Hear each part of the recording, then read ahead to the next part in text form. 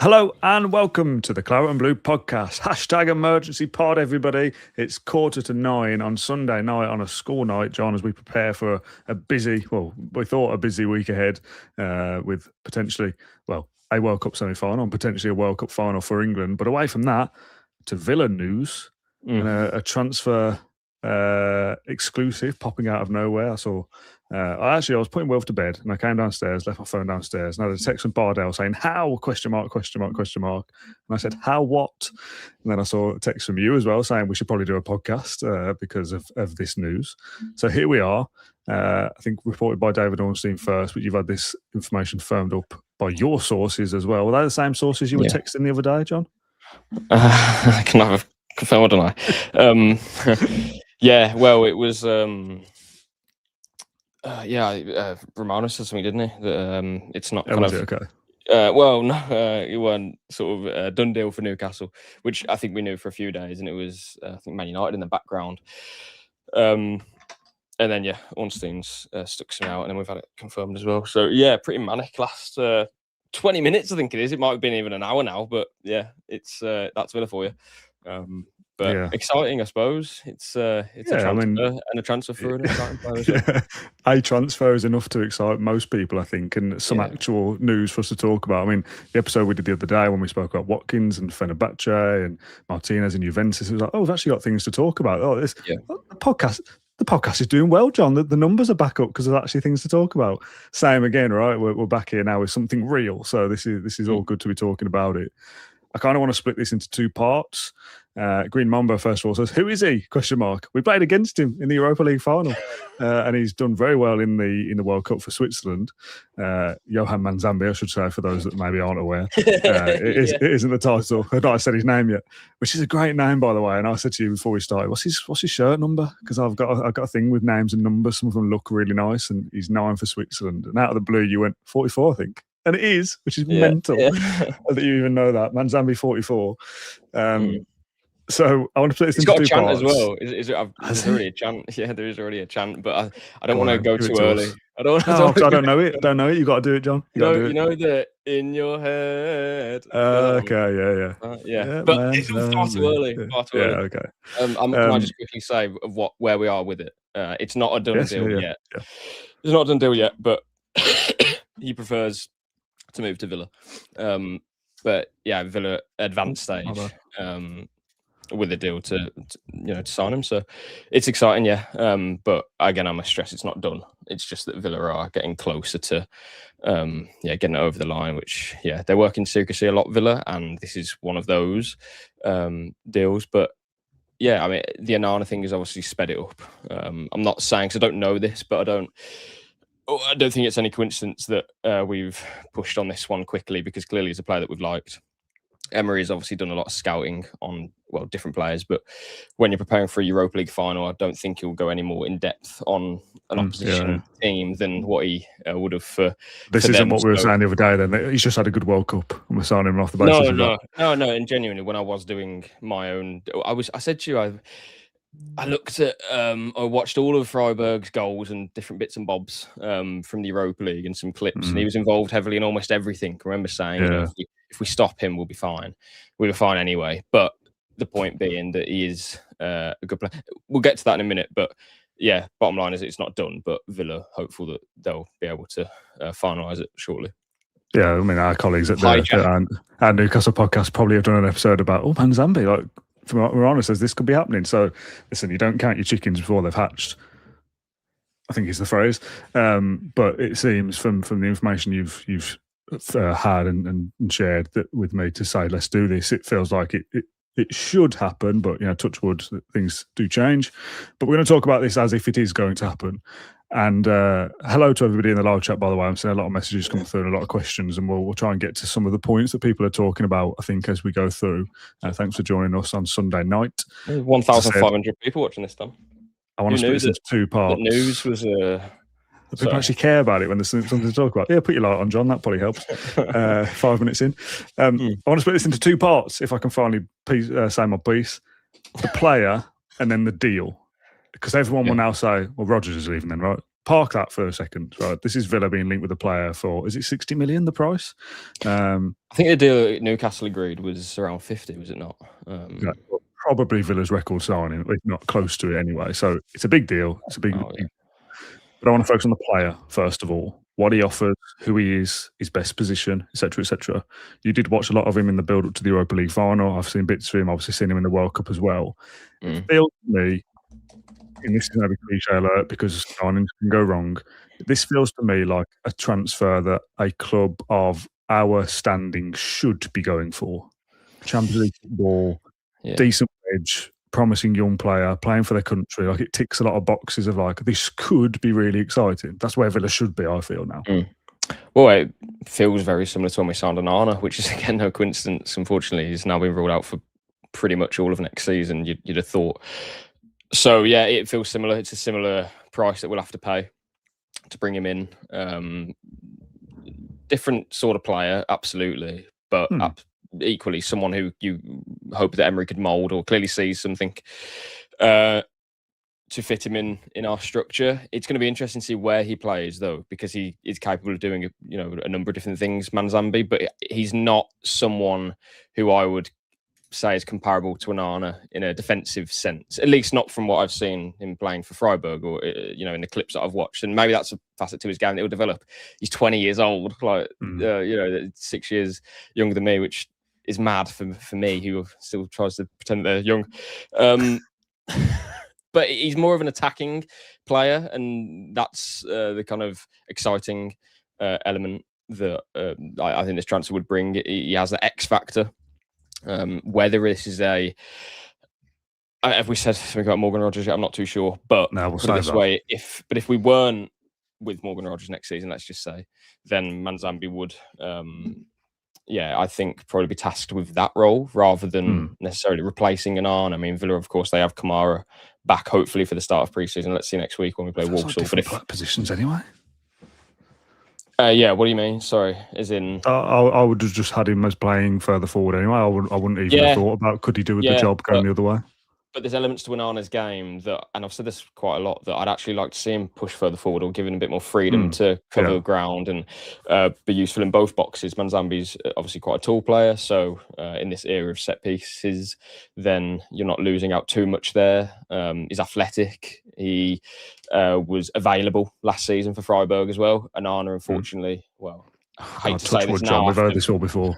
Yeah, I hate to say it now after he's just done an ACL, but obviously during the season as well. And he'll admit it himself. It's not, he's not particularly reliable in that sense. That's something that I'm hoping that after his ACL, can we get somewhere with that? Let's see. But listen, Manzambi's not a lone player. He's not a player that we've taken in and the point I'm trying to make is that this is a signing that we've said we need to reduce the age of the team. We've said that we need to develop assets for different reasons. And this is everything that we've asked for. So it is exciting. Of course, deal is not done yet, though. And that's something you need to carry out it by. But if Villa were to get the deal done, as they hope and are confident to do, I do think it would be a really good addition for us. It's a player that I think a lot of Premier League teams would want. Yeah, and if you got him on a 5-year deal and he was good, he's 20. By the time he's 23, 24, he's a potential £100 million player. So it's an asset that could improve financially as well. It sounds obvious, but that's 4-5 seasons away when he gets to that sort of age, Dan. And that's a long way away. I mean, 5 years ago, that was who we signed in the summer of 21. Was that like Diego Carlos, or was that the summer after? That's a long way ago. And if we're looking forward to when he gets 23, 24, that's a lot's going to happen from then till now. And you'd like to think that his value only would increase. And of course, he's not going to be cheap from the get-go. So, yeah. There's a lot of comments about his position. Max here says a bit more of a 10 or an 8. What would you have him down as? Because instinctively, I would have thought he was more of a 10. Yeah. However, is he that's kind of creative 8? That bit like Tielemans, I suppose. Could play further forward. But he can carry the ball. He's got good technique as well for a player who I think you would naturally probably compare him to Onana in the way that he's quite slender and he can cover ground well. But I think he probably brings, again, different, he definitely does bring different attacking qualities to that of Onana.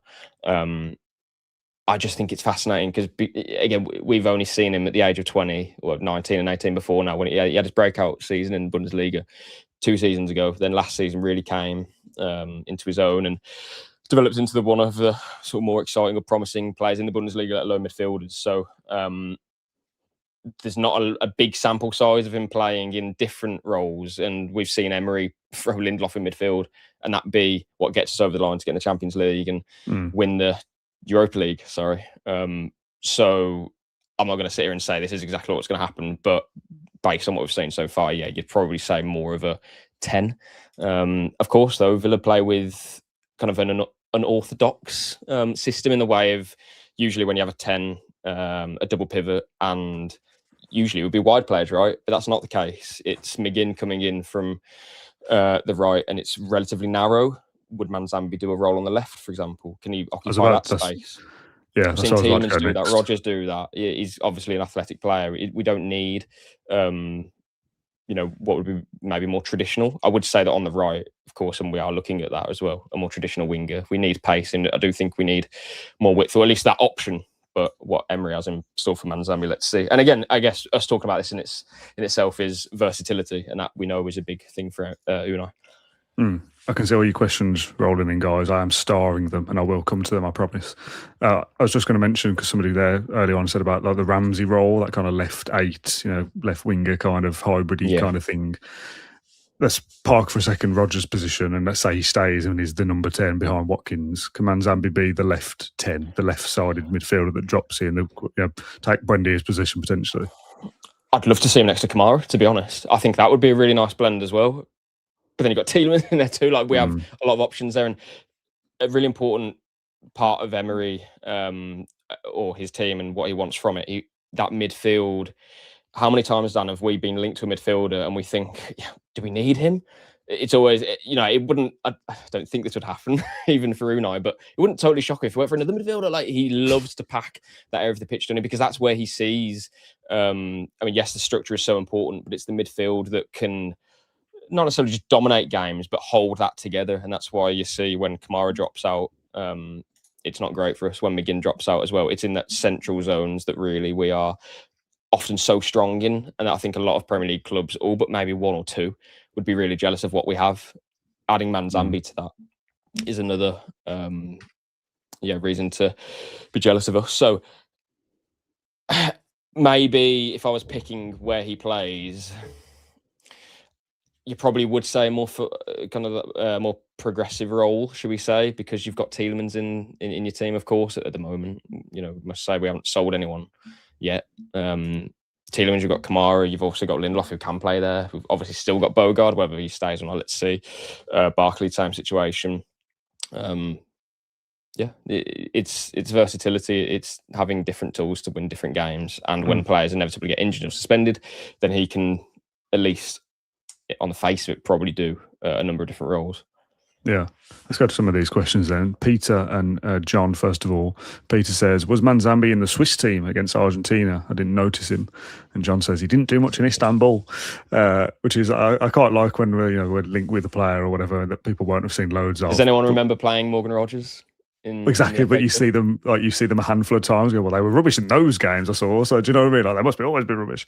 I don't think he was, by the way. I must say, I don't think he had a bad game by any stretch. Did he play against Argentina? I was talking about Villa. Sorry. No, unfortunately, he missed the games against Colombia and Argentina through injury, which was obviously a big blow for Switzerland. But in the 4 games he played, he scored 3 goals and got 2 assists, I think it was. So 1 more contribution than games played. So very impressive World Cup for him. Yeah, and some decent numbers in for Freiburg last season as well. Yeah. Although, not talk about transitions from the Bundesliga to the Premier League, so we'll park that conversation for another time. How much have you seen of him, John? Was it just in the kind of build of the Europa League that you saw clips and highlights rather than, you've watched him for the last year or whatever? No, I don't know, maybe the first time that I was aware of his name, and that's like really basic, was earlier in the Europa League when you were kind of scoping out who is going to be our, who's going to challenge us here. And I remember there was a comment earlier in the season. They'll probably remember who they are when they hear what I say. It was something along the lines of, you guys are just ignoring Freiburg. You never mentioned Freiburg, because we were always talking about Roma and Lyon, Porto, Porto and some other teams as well. And we never mentioned Freiburg, but it always struck me that they didn't concede many goals. So I wanted to know a bit more about them. But then I was just looking through. It was always this Manzambi guy, great name. And I think that's probably what stuck. Same as Mantanovic. So, yeah, I can't confess to watching too much of him. But in the lead up to Villa's final, I did watch a lot of their clips and mainly their attacking play, to be fair. Because I knew that we would have them, even if they were defensively more secure than other teams in the Europa League, but we are obviously a level above a lot of those teams, and we were for Freiburg. But yeah, again, I'm excited by him because he seems to play off the cuff as well, and I like that.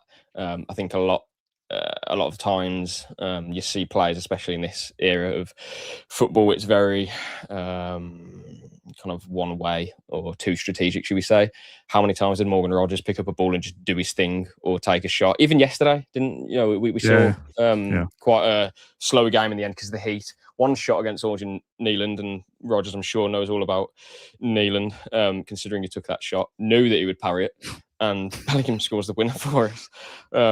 So, yeah, he plays off the cuff, exciting player, has a lot of ability, and he's, again, still young, so you wouldn't want to coach that out of him, but what you can coach in him, in Emery's view, would be, adding that into a structure that's already very strong with experienced players around him, and that's when the experience counts, because you've got one of the best midfielders in the league, in my opinion, in Yuri Tielemans, another in Boubacar Kamara, hell, another one in John McGinn, but they're all going to help him quickly if they all stay, which McGinn and Kamara would, but Tielemans, let's hope he does.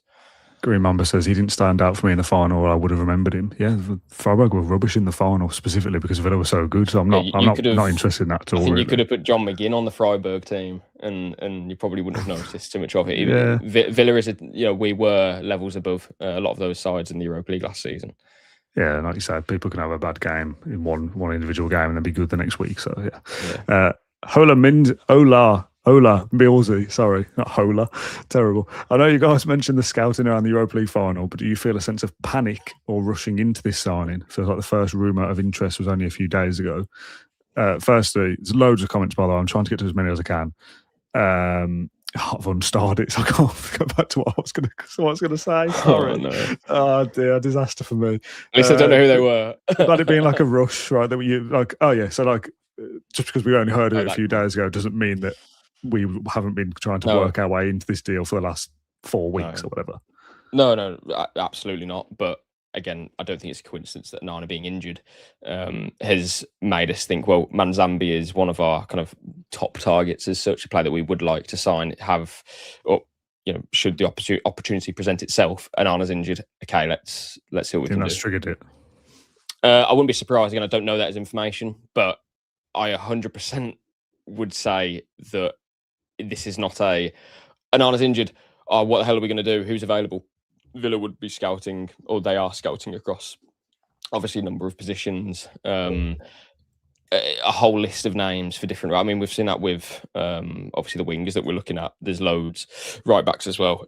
Obviously, it's not just going to be Emerson Royale that Villa will be considering. So Manzambi is not a player that all of a sudden has just come on their radar and thought, oh, he played well for Freiburg last season, and we scouted him a little bit in the final. They would have had a lot of information on him already, but in terms of looking at a deal and how that could be structured, and speaking to the player, I imagine that was probably accelerated.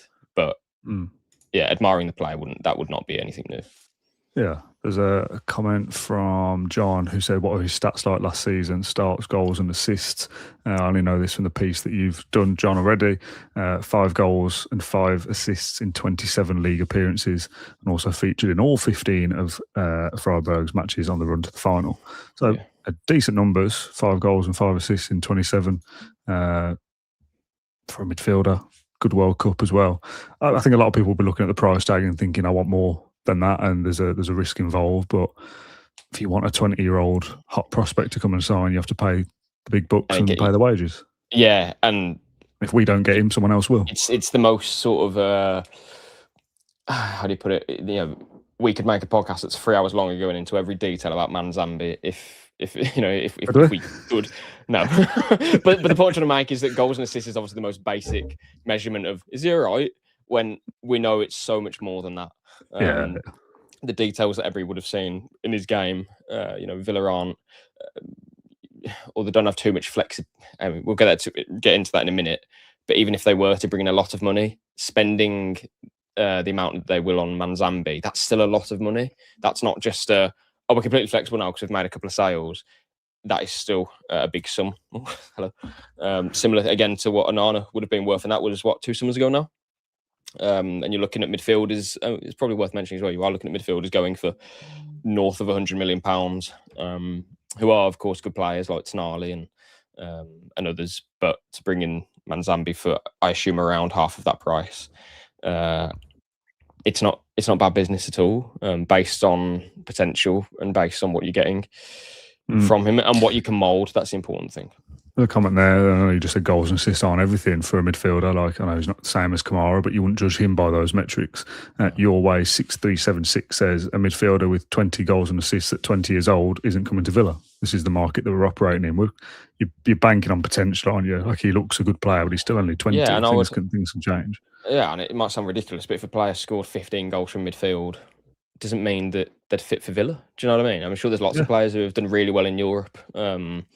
But if they're not exactly what Unai thinks is the correct profile, then, well, we don't need them, because, again, our structure is so much more important than just signing players who have had good seasons. I think that's where our mistakes have been. For example, Gesson had a good season with Nice, didn't he? And at least so far hasn't managed to show that for Villa. So far. Still waiting for that drop of the shoulder. King81 says, could Tielemans' injury be a bad one, given we have acted so quickly to steal this deal? And Joe Porter says, I just noticed a bit of "we are selling Tielemans" in John's voice when he was going through the options. Was that true? No, but again, but you can't be sure on most Villa players, should we say? Because how many times have we said this, Dan? Every player has a value. If that value is hit, okay, well, that opens a discussion. And there's some players who Villa wouldn't want to entertain offers for. For example, McGinn for me is someone you can't part for any money, 60 really. Mate, even then, I'd say no. I genuinely don't think but you can't replace him, can you? If you brought in Manzambi is 50 around there, we think we'll hopefully get something on that within this, but I don't know. But even then, I know it was a joke, but Manzambi is not a John McGinn replacement, do you know what I mean? So the levels are different for some players, but at the same time, you can't ignore 120, 130 million pounds offer for Morgan Rogers, can you? At least, I'm not saying that would be accepted outright, but Villa aren't going to say, no, not for sale, because if they add 10 million to that, come on, this is a record fee. So, yeah. But again, mate, we've sold so many players over the last few years. Continuity has been important for us. We've managed to sell players who, in the end, maybe haven't been as important as what we thought they were, with respect to Louise or maybe Ramsey is in that as well. I'm not too sure. Duran too. And we've progressed from there. So signing younger players like Manzambi is absolutely the way to go. And if they can bring a lot of quality and experience with them of going to a Europa League final and playing the World Cup, then yeah, absolutely all for that. Okay, let's move on to part 2 then. The deal and what that means for the rest of Villa's squad. I've got 7 comments here that I've starred throughout this. Questions that I'm going to read out all in one go, John, and then we'll go through them. Ali Gamma says, for $2 Canadian, Manzambi is a Rodgers replacement, surely. The Villa scandal said, just joined, sorry. Any idea what's funding the move? FIFA covering Onana's wages or a big outgoing soon? Colin, where is the money coming from? K-Dub, we've been told we have to sell to buy, so what gives? Kelvin, Rodgers costs 16 million. Manzambi is probably going to cost 3 or 4 times that, which is a concern when we are so restricted financially. Super John McGinn 7 says, replacing Rodgers, with a D in the Rodgers, which really annoys me. There's no D in Rodgers. Angie up the Villa says, when do you expect the deal to be done? Do you think it's taking a big chunk of our budget, or are our youth player sales making up the cost for the transfer? Questions, John, all about the financial side of things and what this now means for, well, we're obviously selling Rodgers then because Villa have got no money. Where do we stand on that? What do you know? Well, obviously we know that UEFA have, they did sanction Villa, didn't they? Was it now a couple of years ago? I can't quite remember. And within that, there was a sporting sanction ourselves and was it Chelsea as well? I can't remember, but at least Villa's case. And we had this confirmed by UEFA a couple of weeks ago. I'll just read out to you what they told us, if that's the easiest way to do it. The club will not be permitted to register any new players on its List A squad for UEFA club competitions unless the List A balance is positive. The List A balance is defined as the difference between the costs associated with departing players and the costs associated with incoming players, calculated at each applicable deadline for the submission of List A squads. So that's not anything new, I don't think, to fans. No, but it is confirmation that does also count for this summer as well.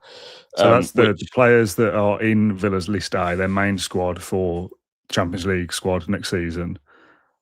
The players we need to bring in have to cost us less than the players that we let go. You need a positive balance essentially, which is obviously that's the whole thing: wages, transfer fee, everything. Yeah, the cost of that player. So I'm not going to speculate on what exactly Villa do from here, but that is what they need to follow.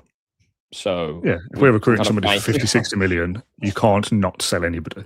It's impossible. Yeah, and again, obviously Onana's got his wage thing and the FIFA that they will cover.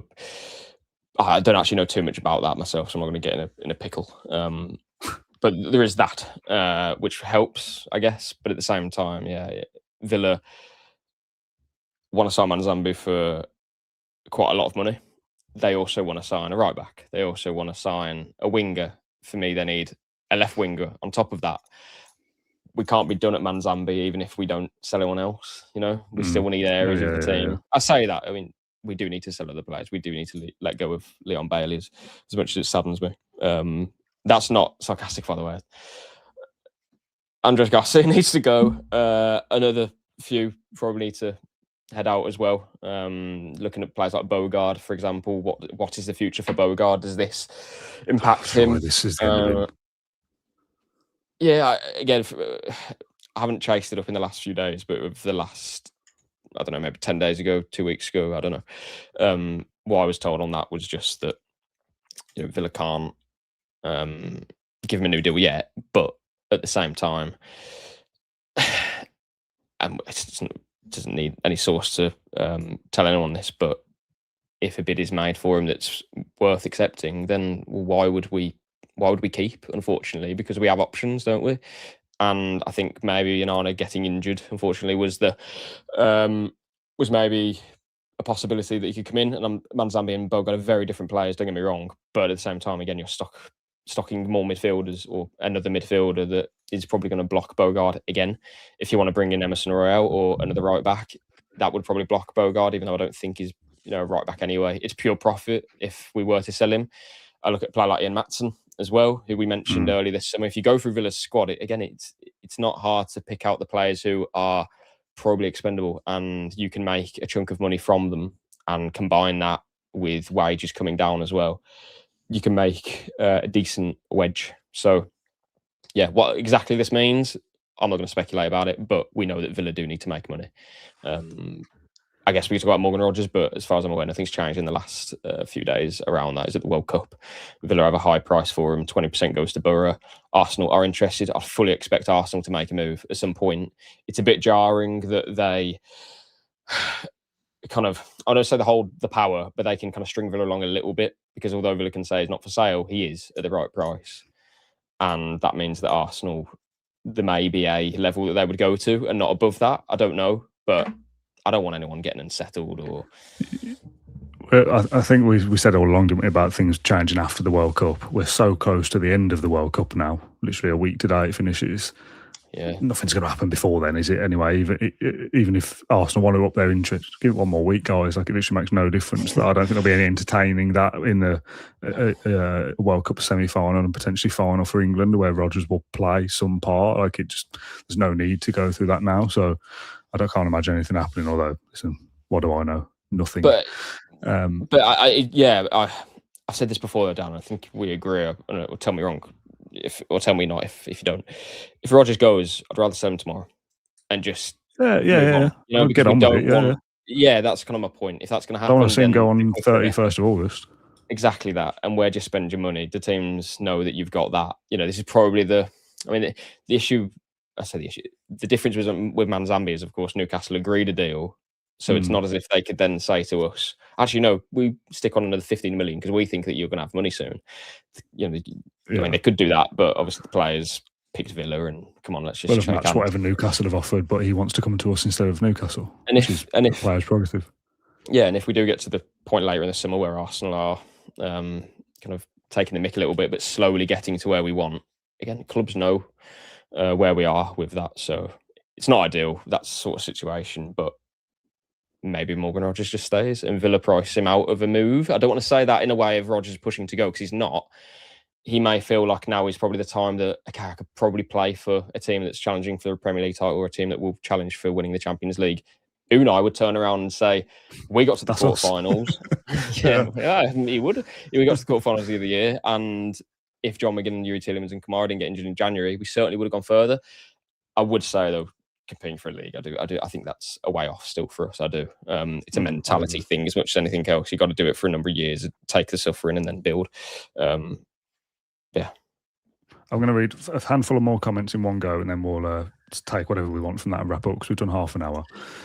Stephen says, sponsor incoming, ? King 81, sponsor the shirt, sponsor the sleeve, sponsor the ground, sponsor the training ground, sponsor the training kit, sponsor the bogs at Bodymore Heath. We have to make enough money. Cleoni, I think. Apologies. Sancho's wages off the books. Elliott's wages off the books. Marlon sold. Enzo sold. A few youth players sold. A few more fringe players to be sold yet.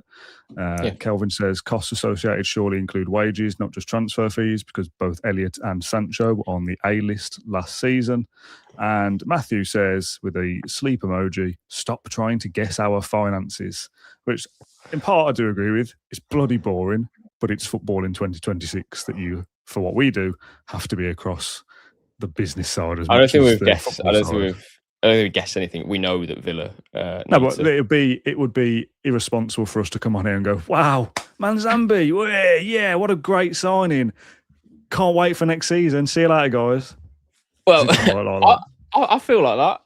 No. I mean, but everything's rosy and nothing will go wrong. This means Rodgers is staying. But there's consequences to signing £60 million worth of talent, and that means players leaving. I do think. We've got a couple of comments in a different video as well, and I'm more than happy to address these things because they're all opinions at the end of the day. But I do think it's misconstrued sometimes when we talk about selling players. I'm not bothered about selling players. I'm really not. Oh, I'm not.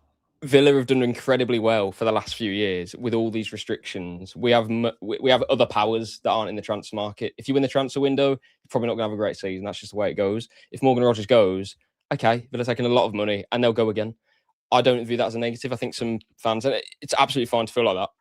If you don't want to hear it or anything, okay, no problem. But for me, I'm not talking about it as a big negative and that next season's not going to go well, because what if we sell one of our key players? It'll be fine. I genuinely think that as long as you have Unai, the world is our oyster. We'll be flying next season. I think we'll be fine. Yeah, I agree. Anything else, John? Do you want to wrap up? Any texts from your sources during this? No. No. I want an on-air text one of the days from one of these sources if they're listening. We had one yesterday, but I want more. I think. Well, sorry, I can't make it. Yeah.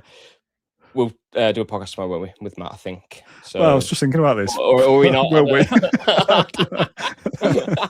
That might be Tuesday now. I thought we'd talk about that. I don't know. I don't mind. It's up to you two, I suppose. I'm here. Yeah, we'll see. We'll talk about doing Mailbag Monday and how we're going to do that and when. And then now we've done half an hour.